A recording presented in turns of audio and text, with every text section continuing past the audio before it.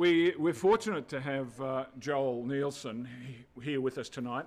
As Dennis introduced before, Joel has in the past done a lot of driver education, driver training, and he runs our the skid pan days that we do.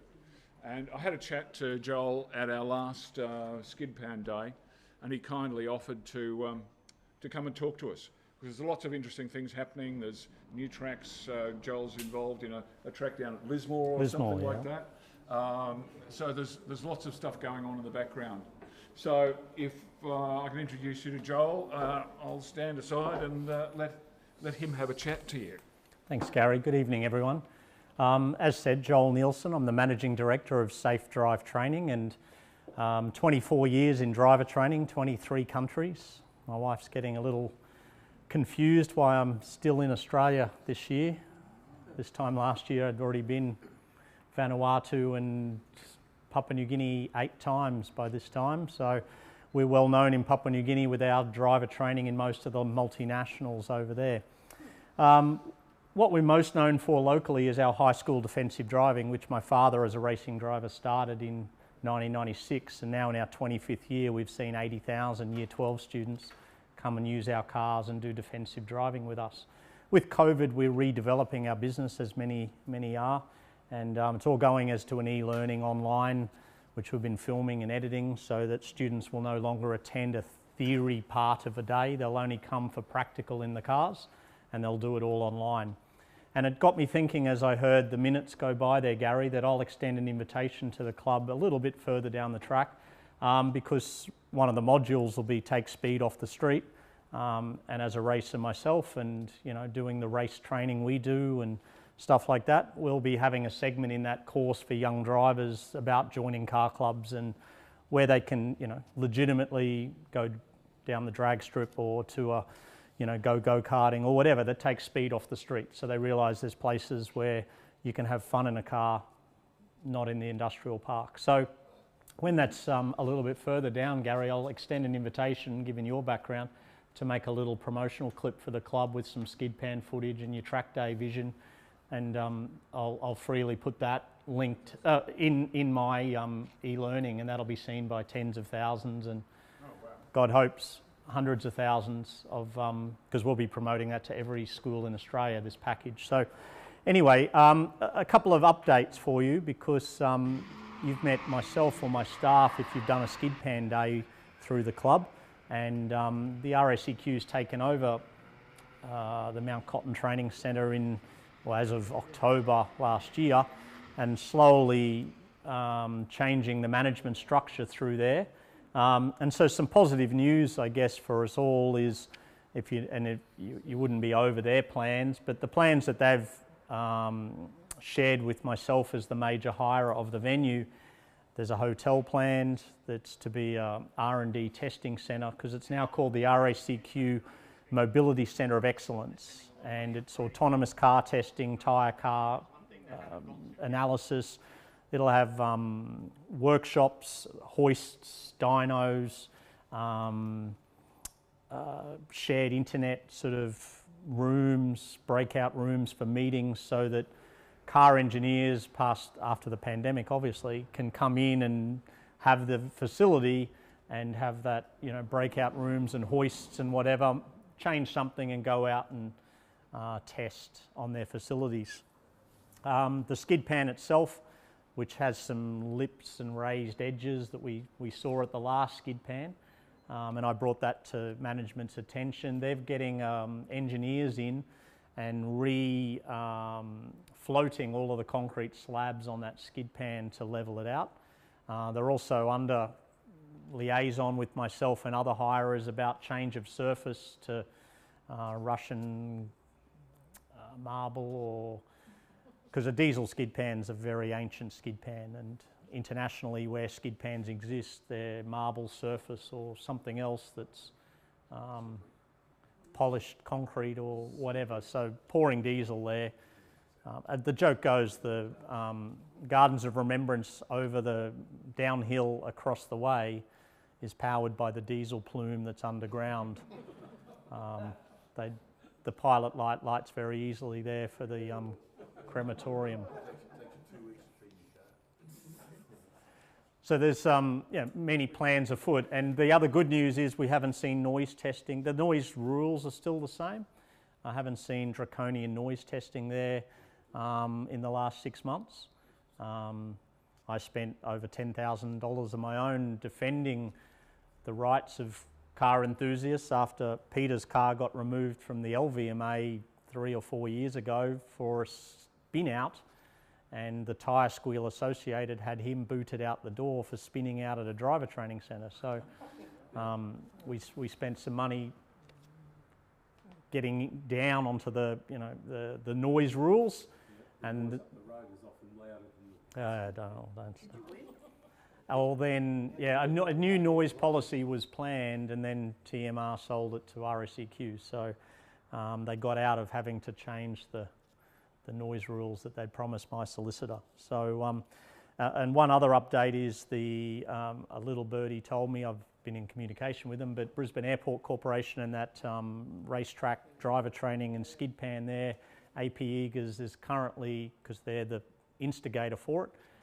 fine-tuning the lease for, so the Brisbane Airport Corporation own the land, are building the track of Mark Scaife's design, and AP Eagers have the first rights on all the land to set up all of the dealerships, sell Breakfast Creek dealerships and move all out there. And so that's still going. Little birdie told me this week that those negotiations are still happening, with the track to open middle of next year is the current plan. AP Eagers won't be there with dealerships that soon, but Brisbane Airport Corporation are handing over the land to a certain standard for the dealerships to then be built, which AP Eagers fund on the leased land. So the tracks to be built and the land prepared for the dealerships, and that negotiations are very close to coming to fruition there. Anything that, because what I originally heard that there was not a racetrack, but it was going to be made available for club level motorsport. Yeah, club level motorsport is definitely on the cards, and there's a massive skid pan there, a four-wheel drive facility and a large circuit. Heard no plans of a race meetings being held there. That's what I was told, it won't be race. The original dream is to test drive the cars out the back gate on the circuit. So I guess... and apparently they're not interested in having anything to do with Motorsport Australia out there either. All right. Anyway, I'll continue to keep the club informed of what I know, because I don't think it'll be cheap to hire, but $7,000 for Lakeside, I might be similar, who knows.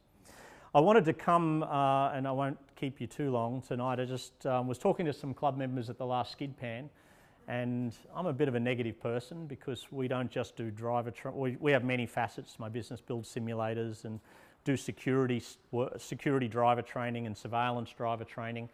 And with these austere times coming, and the Northside gang and break and enters, and I just wanted to, I guess, share with the club some tips, which you may or may not be all over, around protecting your vehicle from carjacking and robbery, break and enter. Sounds like a real negative theme, but it would be terrible to happen to you. Now, if you have a South African background, you could probably leave now, because you know all of this. And if you go to Papua New Guinea like me, you definitely switch on when you get off that plane. I've had a few attempts on myself, and that's the nature of the beast up there. So I just wanted to touch on a few things. Where you leave the keys at home, is a very key thing, pun intended, that easy to break and enter your house, take the keys from that bowl that you have them, and there goes the car. It's such a great car, it's desirable to people, it's desirable to teenagers who get out on bail and, slap on the wrist, and back on the street, and all that Northside gang sort of stuff, and other areas where they're filming their exploits and taking advantage of legal loopholes and our crime policies. So key storage is a critical thing. Key storage at home, key storage in the car, because one of my instructors had a shocking event last year, and he lives in Ipswich, so take that as read. But pretty good street in Ipswich, and we had a rental Commodore with proximity key. He walked out to the car with a backpack, unlocked the car, or the key was in the pocket. Car unlocked in proximity or on his grab of the door, put the bag in, looked up the street, and it was curbside throw-out day. So there was a lot of trash and, trash and treasure. And he saw a guy at 6 a.m. up the street in jogging clothes. He walked back in, and it was literally from here to the nearest car away to grab the second bag. And the guy had scampered down, unbeknownst to my instructor Ben, ensconced himself in the driver's seat because the car was now open. And the moment Ben got within proximity, he could start the rental car because the key, he opened the passenger's door to put the second bag in the car fired up, he grabbed on, "Who are you?" And that guy that was up looking at rubbish a moment ago was now in the car and gone, and he had to jump clear of a speeding car. Can't keep going even if he's gone past the proximity of the key. And one pertinent point, thanks Dennis, he transferred the key to the second bag when he came back, so yeah. And just because I want to rub it into Avis, we then got charged for the car was stolen for 6 months. They eventually recovered it, destroyed or whatever. But we got charged for the not returning it full of fuel. Brisbane Airport billed us and were adamant we had to pay because the tank of fuel never came back to them. So we ended up having to pay that. And I put it on Facebook and people went, "Well, you always have to return." I said, "I didn't return a car." You should have just gone with the fuel price. I had to pay for a tank of fuel with no car accompanying it. Just actually on that, Pete Domro just said to me today that a former club member happened to him just the other day. He got into his house and took their 135 in. Yeah. So it happens, and so carjacking is such a common thing now in Australia. And if you look at the news, it's every big city every day. It's happening, and it's opportunistic often. It's criminals known to the police. Polair's been tracking them. They're out of fuel. The car's undrivable anymore. They're just running back fence to back fence looking for whoever's in a street in a car to take that car off them at force. Or they've crashed their car on the freeway, Good Samaritans are pulling up, and they're running back out of the wrecked car to take over another car to keep going. So keeping the key in the pocket is a good thing to consider doing.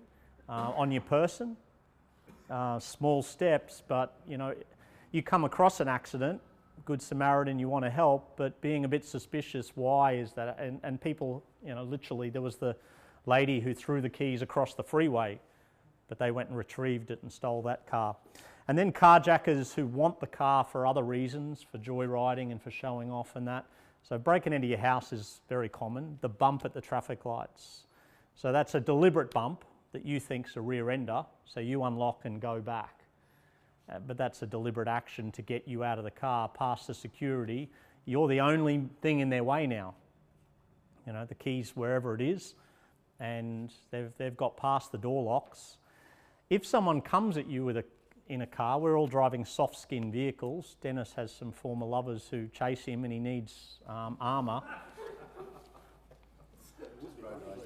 But you can't get into a modern car if the doors are locked and the windows are up, with the laminated glass, it takes a lot of effort to get into a car.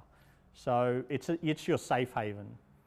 And yeah, it would be the worst thing for your lovely cars to have people raining bricks and fists and, axes or whatever at your car, but they're not at you, they're not attacking you, they're attacking your car, so you can still drive that car away. And if you need to drive it anywhere, safe haven is anywhere with other people and cameras.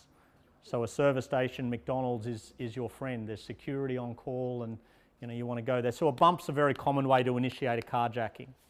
I brought with me, I drive a Toyota 86, and so the fallen number plate is a new common way of stealing your car.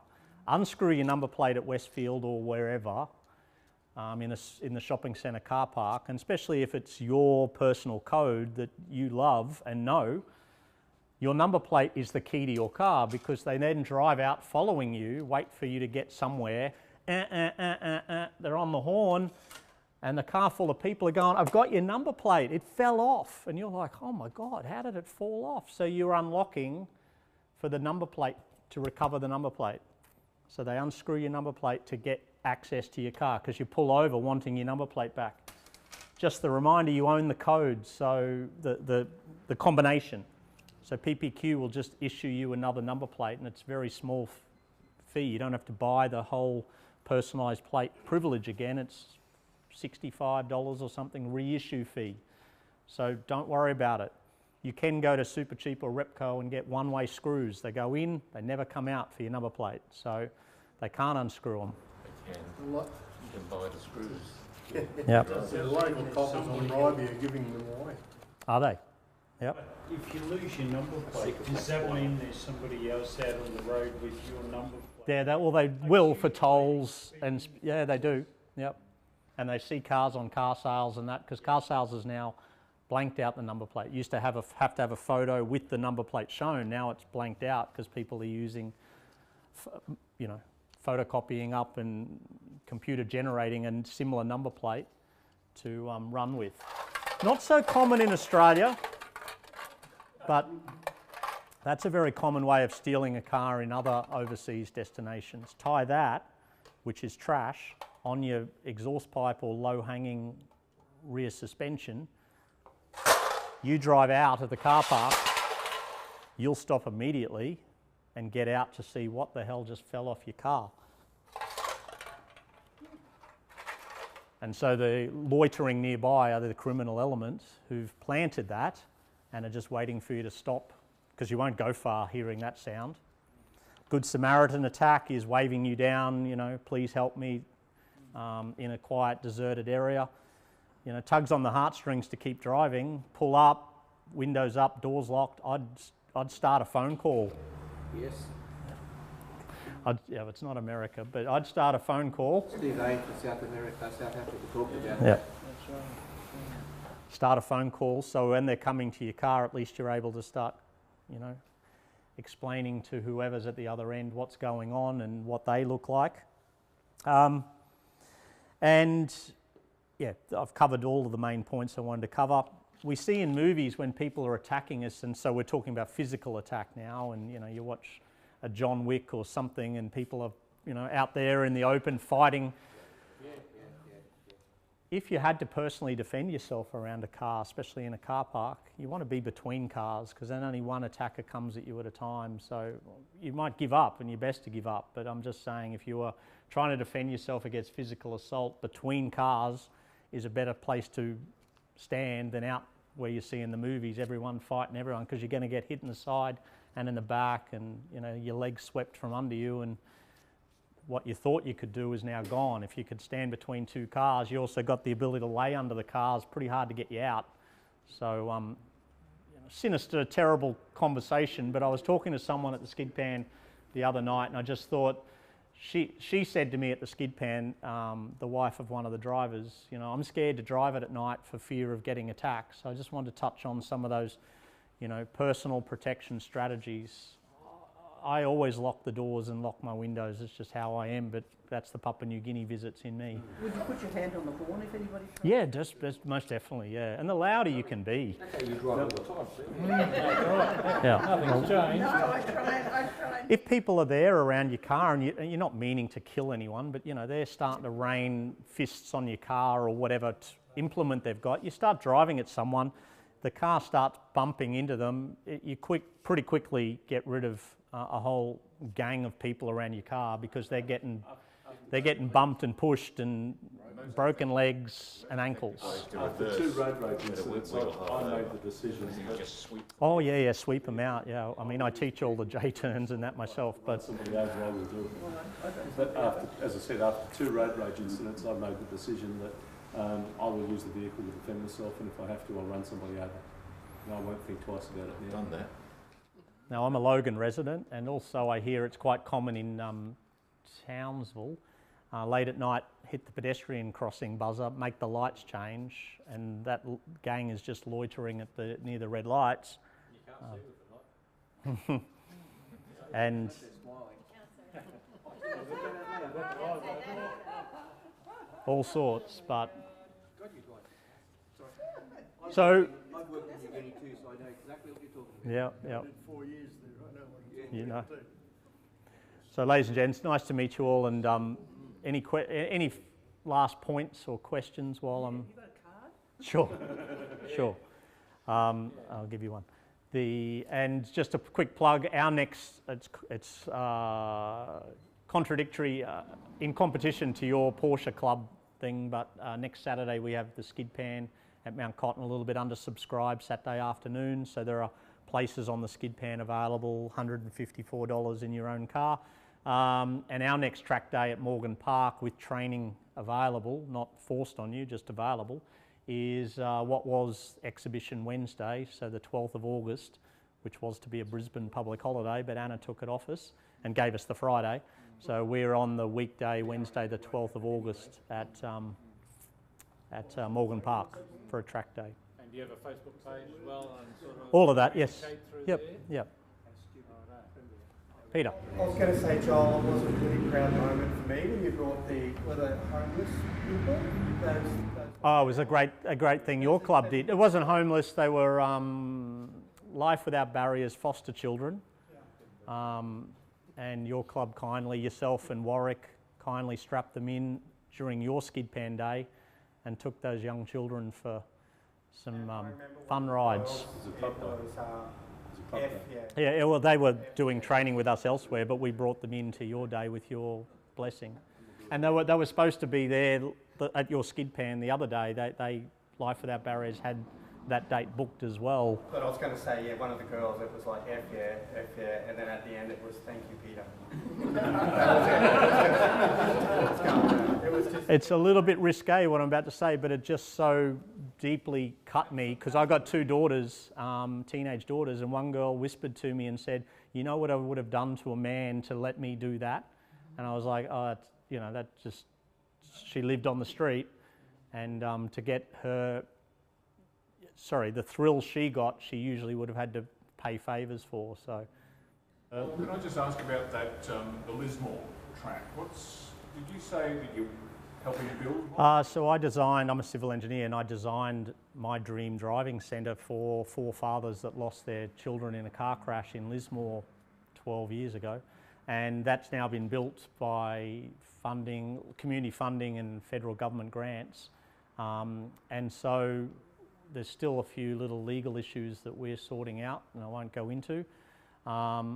But the one thing that I was thinking of business opportunities for my usage of this venue is a road touring drive to Lismore, because that can take you Rathdowney, Woodenbong Way, or the Numbinbar Valley. Give him a bit of dirt road, he loves it. And arrive in Lismore and then do a motorcana or two on this training ground and then come back.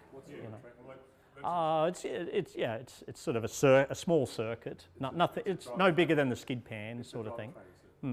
Bit bigger than the skid pan, but ability to run braking, swerving, slalom. But a timed event can be. We used to do those years ago up at Gympie.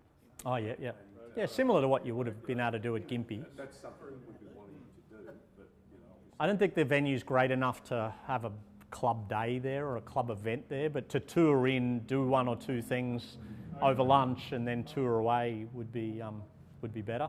Thanks for the opportunity to talk to you. See you at the next.